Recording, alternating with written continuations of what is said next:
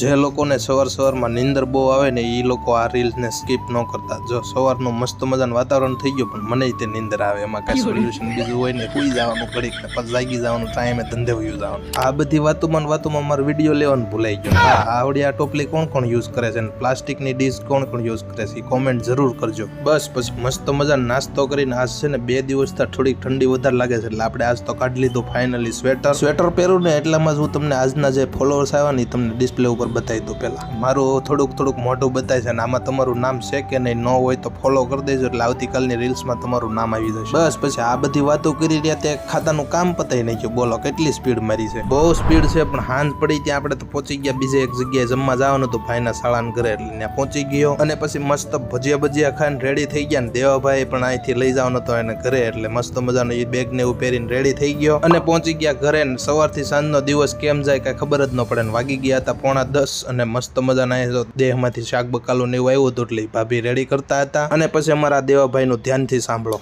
આ શું કહેવાય?